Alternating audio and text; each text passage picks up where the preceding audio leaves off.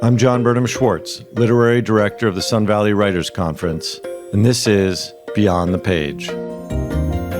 Margaret Atwood, author of more than 60 books in almost every conceivable genre, recipient of more than 100 literary prizes, is a global icon. Like Kafka and Orwell before her, she and her writing have become part of the public discourse, wherever we live and whatever our age. Her intelligence is that vital and exacting, her wit that mischievous. Her concerns, feminism, environmentalism, dystopian societies, that urgently relevant. The author is fond of quoting a Polish resistance fighter from the Second World War who once told her, "Pray that you will never have the occasion to be a hero." As it's turned out, in her long and singular literary career, Margaret Atwood has indeed had the occasion to be a hero, numerous times, and always risen to the moment. After receiving the 2024 Sun Valley Writers Conference Writer in the World Prize, she spoke to Pulitzer Prize-winning author Ayad Akhtar about her life, her work, and some of the wonders and terrors of the world we are living in.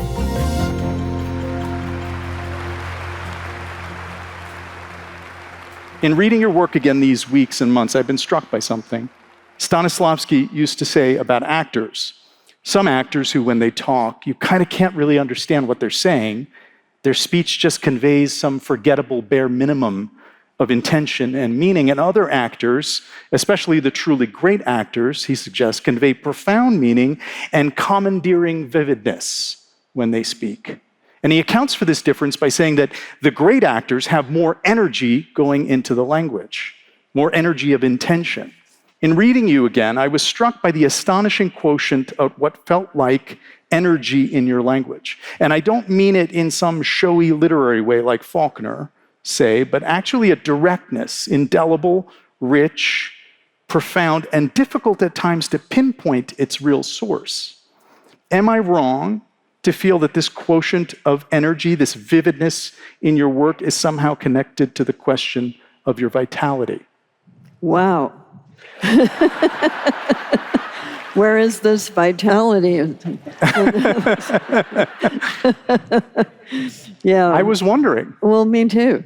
I mean, some days I think, am I going to be able to get up in the morning? However, vitamin B12, just saying.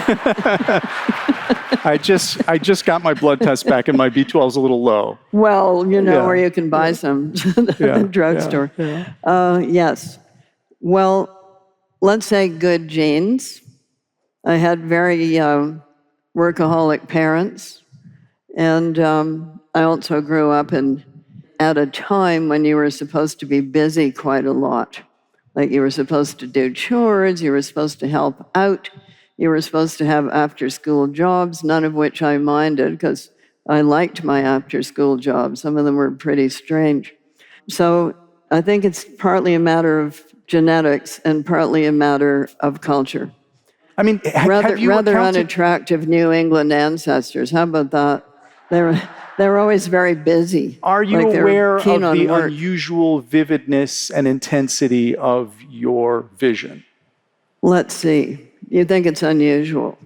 I think it's unusual in terms of its appearance in the world, yes. Oh. I think that tends to be the case with all great writers. I'm sorry, I'm not trying to fawn. Okay. Oh, fawn. We don't have a ton of time, and I'm really eager to try to steal something from you, actually. Okay, let me throw a curveball here. Okay. When I was in grade 10, before you were born, this was going to be 1953. You weren't born, were you? I was not, no. No. See, we were given an essay to read about the difference between masculine style and feminine style. And masculine style was bold, forceful, clear, primary colored, woof. Okay. And feminine style was weak, vapid, pastel, vague. Then it was explained to us that this didn't mean that if you were a male person or a female person, you would end up writing this way. These were writing styles that were being discussed. it made me very self-conscious. Oh no, am I being pastel? Am I being vapid? Am I being too vague? Am I using the passive tense too often? Right. That was a no-no. I see. So who can tell? Or it may just be because I did an awful lot of reading, and some of that reading was not literature, or it was not thought of as literature. It was Dell mysteries, often very vivid. A lot of corpses in them.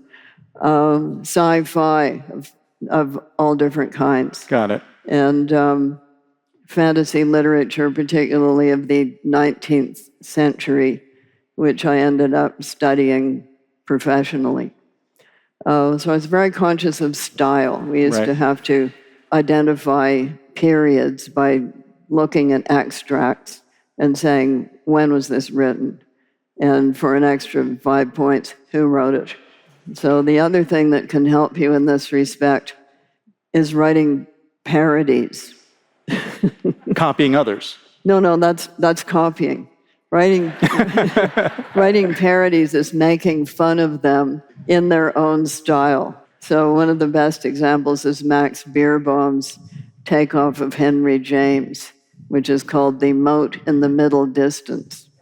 And you read this, very elusive, long sentences, a lot of adjectives, and you finally realize on about page 3 that it's 2 children deciding whether to get up on Christmas morning and open their stockings. Wonderful. So yeah, a lot of attention to style. I read somewhere that you were a writer for 16 years before you were able to make a living at it. Well, and here again, it depends what you call a living. Yeah. Yes, before I was able to freelance without going completely bankrupt and being kicked out of my dwelling. Let's put it that way. Did you foresee, because I read somewhere you were also a cashier at a coffee shop for a time, and I wonder, did you worry that it would always go that way for you, that your life as a writer would be cobbled together in that way? Well, let's place me in time and place, which is what you should always do with characters in a novel. So for my characters in a novel, I write the months of the year down one side, and I write the years across the top. Then I put their exact birth date, so I won't mess up and have them being 19 when they're really 18. And then I put in what events in the world were happening in that particular year. And I have an annoying habit of asking people what year they were born in, and then adding 10 to see what was happening when they were 10, and another 10 to see what was happening when they were 20. It's very interesting to me, but you have to do that for characters anyway. So you're situating yourself. I'm going to situate myself in exactly the same way. So 2 months after the beginning of World War II, which Canada entered immediately, I was born. So I spent my entire young childhood in the war. That's why I'm so short. It's because of the rationing. If it hadn't been for that, I would be much taller. Yeah, so I'm very attuned to that, and therefore very interested in that kind of history. Very interested in totalitarianisms, what that gets them going, how they play out, what sorts of things they do. A lot about that. I knew a lot of people who were in the war. I knew a number of resistance fighters. Again, you asked the question, why did you risk your life and the lives of everybody around you to do this? It's a pretty interesting question. So from France, from Poland, and from Holland. Those people are pretty much all dead now, but I knew them many years ago. One of them said something very memorable, which was a Polish resistance fighter who said, "Pray that you will never have the opportunity to be a hero, because all those opportunities are going to be catastrophes of one kind or another." So like that. Then it got very strange right after the war. It was still more or less the war until about 1950. And in 1950, out came Dior's New Look. was the poofy skirts. Okay, before that time, they had been kind of tweed and, shoulders and kind of businesslike. And we got the poofy skirts at that time, and that gave you all those formals that were strapless and self-wired, and thereby hangs many a tale, which I won't go into. Elvis Presley, 1955, approx, hit the scene. Before that, it was Bill Haley and the Comets. So rock and roll was there, but it really went mainstream in the middle of the 50s when I was 15. What came next? The folk song era. And people then, immediately the poofy skirts were out, and you had black eyeshadow and a black turtleneck sweater, and you wanted to look like Juliet Greco. Somebody remembers who Juliet Greco was. So we were not hippies. We were existentialists. Right. You and I were both discussing France just before this. Right. My keen thing that I was going to do, I was not going to go to graduate school. I was going to go to France. And I was going to smoke gitane, even though I did not smoke. Yeah. That would have been a challenge. And I was going to live in a garret and have a bad day job and write masterpieces in my garret while drinking absinthe and expiring of TB. That's what I don't know about the absinthe part, but you definitely fulfilled the first condition of that. You wrote a few masterpieces for sure. Well, that was my idea, but I got talked out of it. You got talked out of going to France and living in a garret. So I went to Harvard and lived in a garret there instead. So to come back to my question. Oh, yeah. I think? No. Okay, all of this is taking place in Canada in the 50s, where writers were not a known quantity at all. And nobody said, oh, you want to be a writer? Well, you can't do that because you're a girl. They just said, you want to be what? Nobody is that. Nobody does that. So the writers I knew about were English and dead, although some of them were women, or they were American and alive, but in that era, most of them were men. You could be Emily Dickinson. You could be American, dead, and a woman. Right. That was kind of it. There were other people like Catherine Ann Porter. Right. You could know about them, but they were not in Canada. So, of course, people of my generation thought we would never make a living out of it. We would always have to have different jobs. And those, in fact, are your choices as an artist of any kind. You can have a patron. That'll be the Pope or a Duke or an arts council or something like that. You can have money or marry money. You can get some sort of job connected with writing, which I also have done, or you can go to the marketplace. Through all of that, you eventually obviously do break through. I mean, you really break through. Not at first. I just was able to make enough money screenwriting, actually. Screenwriting, imagine that. So when people come to me and say, well, they're taking your book and they're making it into this movie, how do you feel about that? And I say, I know the challenges because I've done it. So I'm quite lenient with them. Yeah, I know what they're up against. So yes, Handmaid's Tale was one of my breakthroughs. It sold 2,000 copies at first, I was told by a friend of yours. Is that true? In England it did. It sold a bit more in Canada, and in the United States it didn't do too badly.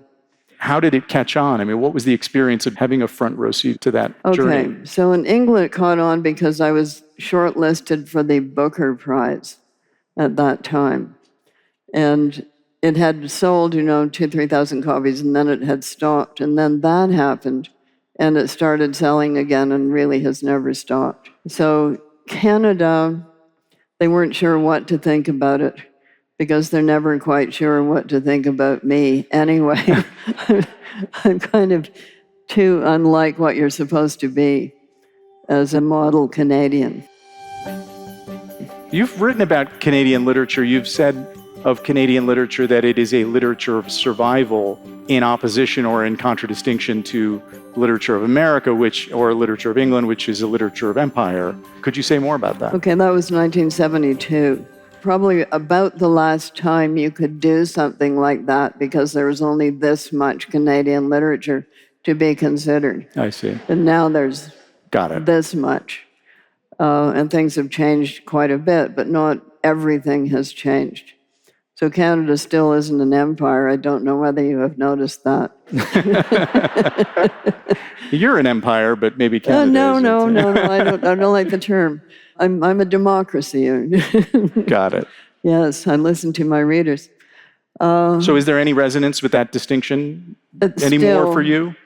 I'd have to go back and look at it. I did revisit that in a series of lectures called Strange Things, which I gave in England on subjects that I know the English like, such as cannibalism. I'm not lying, it's true. So I did, Wendigos, the Franklin expedition, and they threw a sherry party on that occasion. And that they were very Oxford. They had tweeds and, blue stockings, and they had sherry. And they were having a discussion, and one of them said, "I don't think I would eat anyone." And the second one said, "Well, I wouldn't eat anybody I know." And the third one said, "Well, I wouldn't eat any bits I could recognize. I wouldn't eat a finger or a toe, but if they ground it all up, I might eat that." And then the fourth one said, "Well, I don't like liver, so I wouldn't eat the liver." Oh my God. Now, with the English, you never know whether they're pulling your leg or not.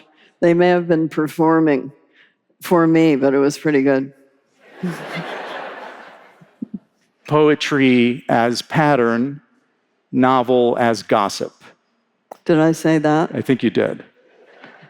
I should never say anything, because then people ask you questions about it. I'm just interested. I thought a lot about it. I think there's a lot of truth to it. The trading of tales, the passing of I tales. was probably talking about two halves of the brain. I was probably saying that poetry was more closely associated with the part that had to do with music and patterning. Right. And that novels, being written in conversational speech, as it were, and being always about people, whether they're about rabbits or not, they're really about people. They always have to do with human interactions and time, in other words, stories. So you can write a poem that is not a story, but you cannot write a novel that is not a story. Even Samuel Beckett, it's still a story. So you're drawing on the world, you're looking at the world, you're gathering evidence for the argument or the world that you are trying to comment on. You observe the world as keenly as anyone we have. What evidence are you drawing now? Are you asking me to predict the future? No. No. Not really. I'm asking what has drawn your interest, in addition to everything else. She also has a Substack, if you can imagine. So I'm a reader of your Substack, and I am noticing your keen interest in the French Revolution. I'm very interested in the French Revolution right now. And I imagine that that's because you see some parallels. I see some parallels. I keep adding to my stash of books about the French Revolution, which are extremely numerous. It seems to be an inexhaustible subject. And if you wanted to start, I don't advise you to start with the first book in the English language written about the French Revolution, which was Thomas Carlyle's The French Revolution, because he was writing so close to it that he knew who these people were. But you will not, so you won't know what he's talking about. There's a very good one that just came out called The Revolutionary Temper. And it's about the 40 years before the French Revolution happened. And it's about the pamphleteering, it's about the critical songwriting that went on, it's about the extremely, what should we call them? We'll call them vulgar and salacious cartoons that were being published. No matter what the government tried to do to suppress this stuff, it just kept pouring out.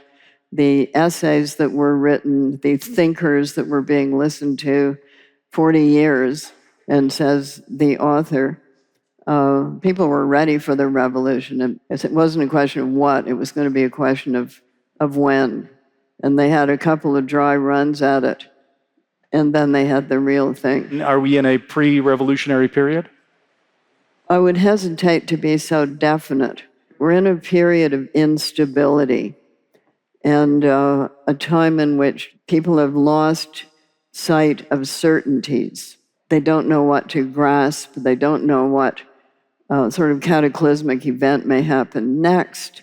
Some of it has to do with climate change, which has always been destabilizing to any civilization that it has hit, because people are adapted to a certain climate, and then something comes along, like the drought that wiped out the Mayan civilization, and people don't know what to do. So I think we're in a moment right now in which people are saying, what do we do? What's the difference between the moment we're in now with people asking, what do we do, with what you're seeing in that 40-year period to the run-up to the revolution? Well, first of all, nobody knew what was true. There was a lot of gossip. There was a lot of cafe gossip. Rumors would get going that had no foundation in truth. Mobs would get energized by them. They would kill people, and then it would turn out that that wasn't true after all. But that had happened before in world history. So if you go back to the bubonic plague, which I'm sure you're eager to do. I haven't done it yet. Yeah, somebody had to be blamed. And the first people who got blamed were lepers, because they traveled from place to place. The second people to get blamed were Jews, because they traveled from place to place. And when they had annihilated all the lepers and Jews, they fell back on witches. Because, hey, they were invisible. You couldn't even prove that they were not traveling from place to place. So that's part of what was underneath the great big witch event of the 16th and 17th centuries. We are in a period, as you're identifying, of diminished certainty and new ways of being that we don't understand. One of them, of course, being AI. Yeah, I'm under NDA. Another being, we don't know what's true. Right. And how do you, who's the authority? Who do you trust? How do you disaggregate? I'm under NDA with a group of people that are involved with a story writing technology using AI. And I've been following this progress. You're a naughty, naughty person. No. No, like you, I'm curious. Okay. And I want to understand what's happening. Yeah. Yeah. That's a good excuse. And I have no doubt if... So how's that going for you so far? I have no doubt. I have no doubt that if they thought they could approach you, that you would have been interested in seeing what's happening. Well, I've already seen a story that was supposedly done by AI. No. I'm talking about something else. I'm talking about Microsoft, which is at the cutting edge of all of this technology, has already identified screenwriting as probably the easiest target for AI to be able to hit a 95% level. Sure, for B movies. You got. Yeah, so it's. I'm not a defender of the technology. Don't get me wrong. I have no stock options in the company. It's not about that. Well, you're a silly boy. But what I will say, what did you say? You're silly if you have no stock options. What are you thinking? No, but what I will say is that as someone who is interested in what is happening, yes, I would have been inclined to say something like what you just said, which is for a B movie. Yes.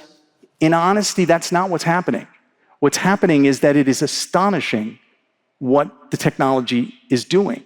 And it is disconcerting. I mean, I saw something about 2.5 months ago that so alarmed and confused and bewildered me that I got off the phone and I picked up the phone, called my best friend who's a screenwriter, and I said, I feel like I was just in Antarctica and I saw the largest piece of ice drop into the ocean and nobody knows.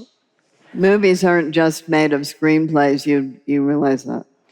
The Russo brothers are actors. already in the process of putting together a technology and a series of technologies using Sora, which is the image to text, text to image. We're 3 to 4 years away from meaningful production and creative work being done by computers guided by creative producers or whomever.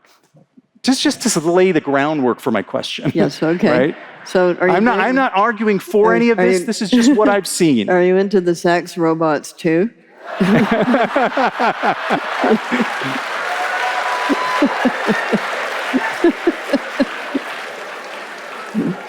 As an indication of how much I love this audience and this conference, yes, I'm here for it.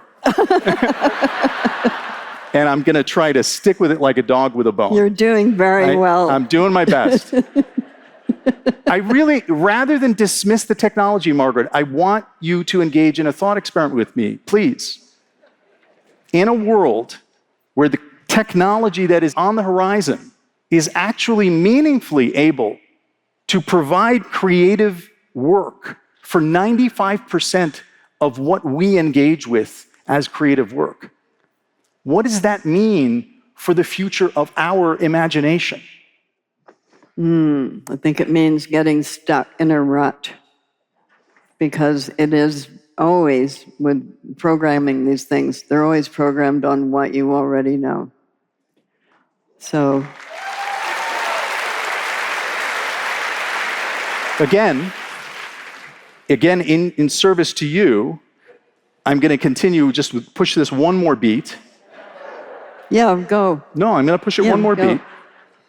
Creativity is a process of digesting what already exists and remaking it. Yeah, to a certain extent, that's true. Yeah. Yes. So when Harold Bloom says the true subject of other poems is not experience, the true subject of poetry is not experience, but other poetry, Yes. other poems. Yeah, I heard that. Right. Long, long before Harold Bloom said it, 70% of the words in Lear Yes.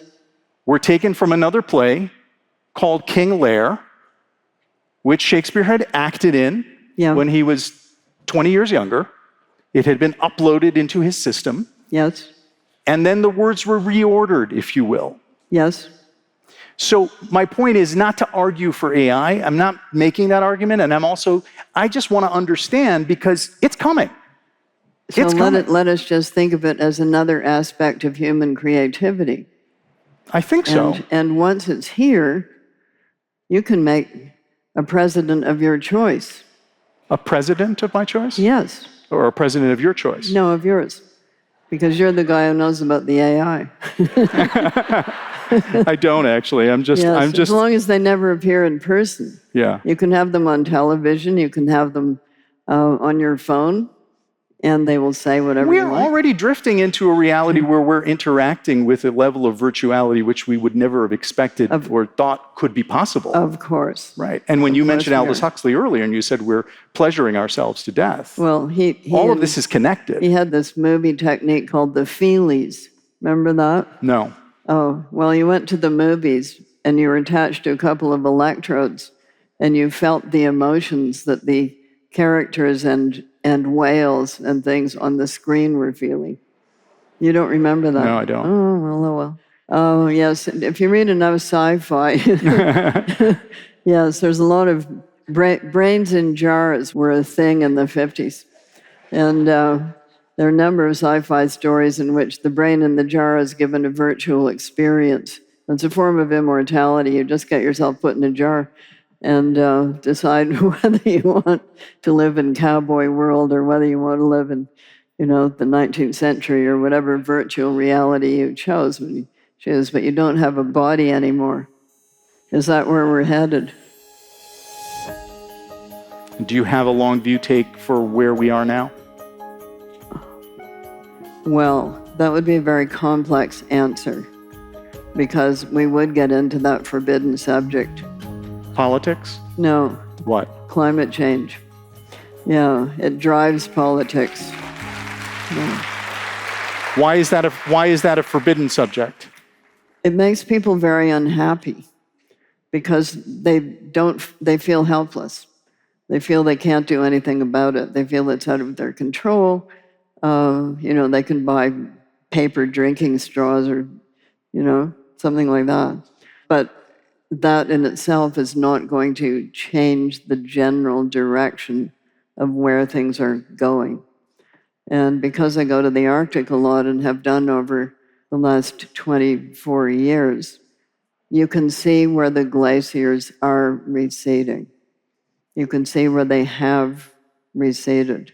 So yeah, it worries me because climate change drives politics. Climate change and pandemics drive politics. If you have a pandemic that wipes out half of your army, you're very invadable. And your king is very deposable because they haven't solved it, whatever it may be. If there's a drought, if people have a famine, there's going to be a lot of migration because people want to get out of where they are and go to somewhere where there's food. It seems to me quite simple. So yeah, that's what I think is at the back of everybody's mind. That is the long view. Where are we going to be, and how bad is this going to get? How many more forest fires are we going to have to breathe the smoke of? I know you. Of which we will have to breathe the smoke. Right. Are you a believer that technology may have the capacity to come to our... Yes, it does have the capacity to come to our aid, but let me say something very simple and so stupid that I'm surprised I'm saying it. If the electricity goes off, it's no use. You just saw that happen. Major outage, people couldn't get their planes, hospitals had problems, banks were running around screaming, and that was just a fairly minor and fixable thing. So if you really wanted to destroy a modern, advanced, AI-enhanced civilization, you would just take out the electricity. On that note, good people. Sorry. This is not an Time instructional manual. Margaret Atwood, what an honor and a delight to be gored.